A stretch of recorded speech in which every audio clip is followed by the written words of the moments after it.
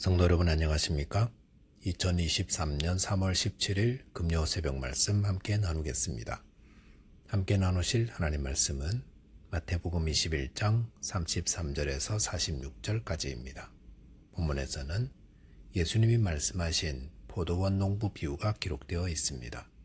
본문을 통해 주님은 성도들에게서 열매를 찾으시며 합당한 열매를 맺는 자가 천국을 상속함에 대해 묵상하겠습니다. 첫째 묵상할 내용은 주님은 성도의 삶에서 열매를 찾으신다는 것입니다. 본문 33절에 보시면 다른 한 비유를 들으라. 한 집 주인이 포도원을 만들어 산 울타리로 두르고 거기에 즙자는 틀을 만들고 망대를 짓고 농부들에게 세로 주고 타국에 갔더니 라고 하였습니다.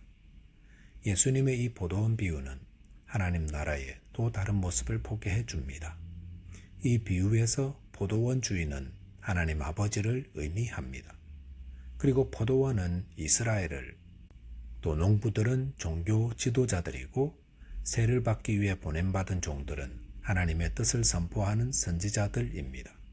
그리고 아들은 예수 그리스도를 의미합니다.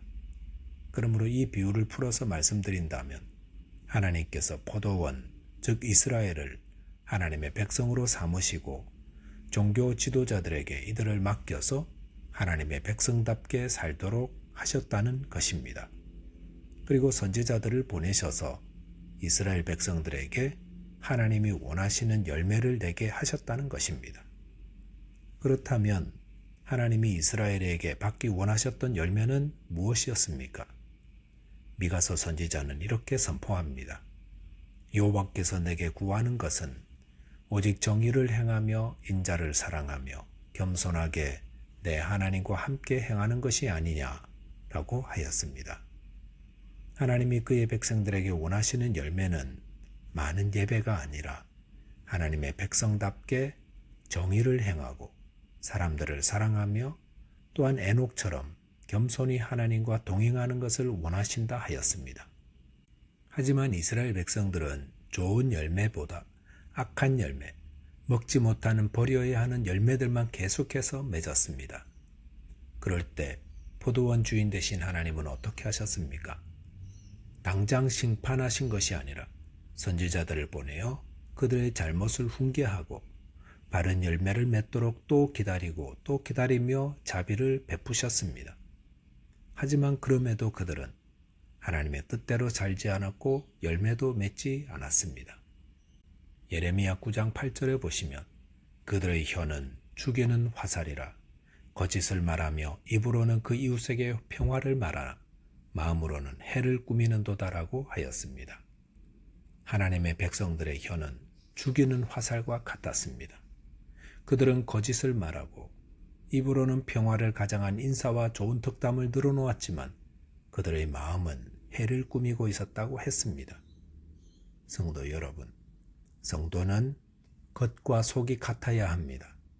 하나님의 백성들은 입을 열어 사람들을 위로하는 말을 하고 복을 선포하며 구원의 길을 소개하고 예수 그리스도를 전하는 복된 입이 되어야지 그 입으로 남을 저주하고 복수하고 욕하는 거짓 입이 되어서는 안 됩니다. 이를 위해서 하나님은 선지자들을 보내고 또 보내십니다. 하지만 이스라엘 백성들은 그 선지자들을 어떻게 하였습니까? 오늘 비유의 말씀처럼 그 선지자들을 때리기도 하고 죽이기도 하였습니다. 이것은 악에 악을 더하는 것입니다. 그럴 때 하나님은 당장 이스라엘을 심판하시기보다 또 기다리고 또 선지자를 보내어 기회를 주셨습니다. 그렇게 함으로 그들이 다시 돌아와 회개하여 좋은 열매를 맺고 하나님이 찾으시는 선하고 정의로우며 하나님과 동행하는 삶 살기를 바라셨던 것입니다.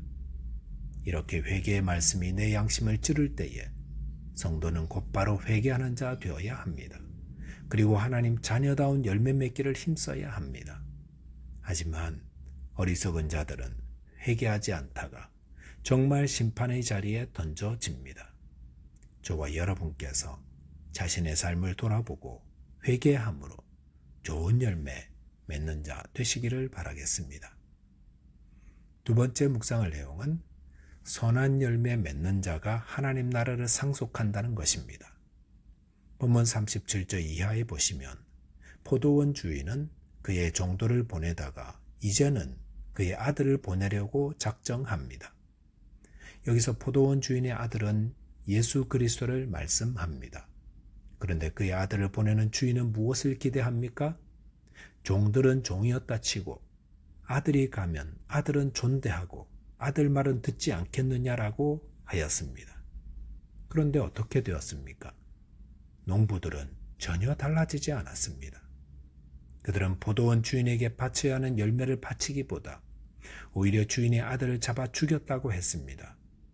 이것은 예수님의 죽음을 의미하는 것으로 예수님은 유대교 지도자들에게 죽임당할 것을 이 비유를 통해서도 미리 말씀하셨습니다. 그런데 아들을 보내면서 포도원 주인이 바라는 것이 무엇이었습니까? 그것은 처음부터 끝까지 한 가지, 즉 열매였습니다. 그 열매란 포도원을 맡은 농부들이 당연히 마땅히 내어야 할 것들이었습니다. 이 비유를 오늘날로 바꾸어 말한다면 집을 장만하여 리노베이션 깨끗하게 하여 새를 놓은 주인에 대한 이야기라 할 수 있습니다. 주인은 렌트비 잘 낼 세입자를 얻었습니다. 주인이 원하는 것은 그 집에 들어와 살면서 렌트비 내는 겁니다. 그런데 렌트비를 내지 않습니다. 그래서 혹시 잊어버렸나 보다 생각해서 편지를 보냅니다. 깜깜무소식입니다. 또 편지 보냈습니다. 아무 소식 없습니다. 그래서 부동산 업자를 보냈습니다. 그랬더니 욕을 퍼부으면서 문전박대를 했습니다. 그래서 직접 주인의 아들이 갔습니다.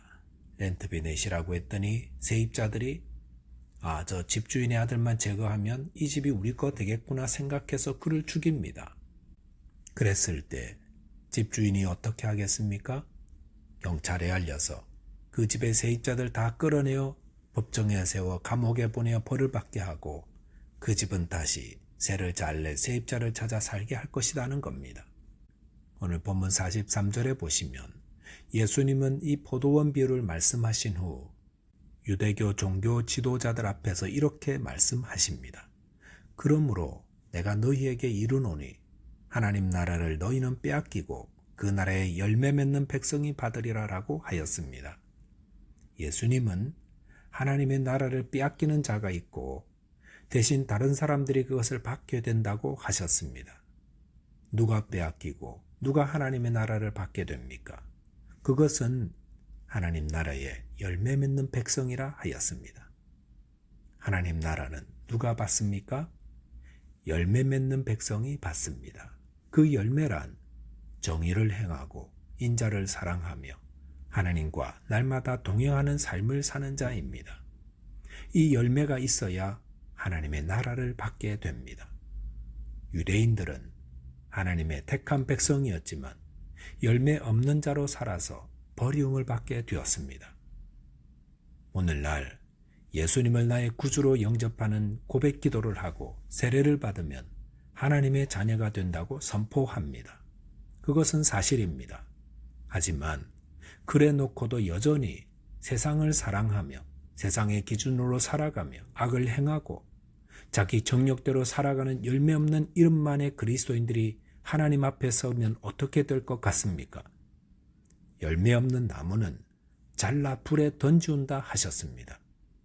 하나님의 선민이라고 구별받은 이스라엘 백성들도 열매가 없는 자들은 다 심판을 받았는데 이방인으로서 예수를 믿고 하나님의 백성된 우리라고 다를 바가 없습니다. 물론 우리는 행위로 천국에 들어가는 것이 아닙니다. 하지만 하나님의 자녀가 된 자들은 하나님의 일을 하며 열매를 맺게 되어 있습니다. 그런데 하나님의 자녀가 되었다면서도 열매가 없다면 유대교 종교 지도자들과 같이 하나님의 나라를 빼앗기는 자가 됩니다. 오늘 말씀을 통해 주님이 주시는 교훈은 딱 한 가지입니다.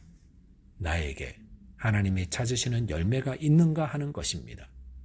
저와 여러분이 하나님의 은혜로 예수를 믿고 하나님의 백성이 되었으니 공의를 행하고 이웃을 사랑하며 날마다 겸손하여 주님과 동행하는 열매 맺는 자 되시기 바라겠습니다. 기도하겠습니다. 하나님 아버지, 저희에게 예수 그리스도를 믿음으로 하나님 자녀가 되는 은혜 주신 것을 감사합니다. 저희 삶 가운데 하나님 자녀다운 열매가 풍성히 맺히도록 주님을 따르며 그 말씀에 순종하는 자 되게 하여 주옵소서. 예수 그리스도 이름으로 기도하옵나이다. 아멘. 오늘도 믿음 안에서 승리하는 하루 되시기 바라겠습니다. 감사합니다.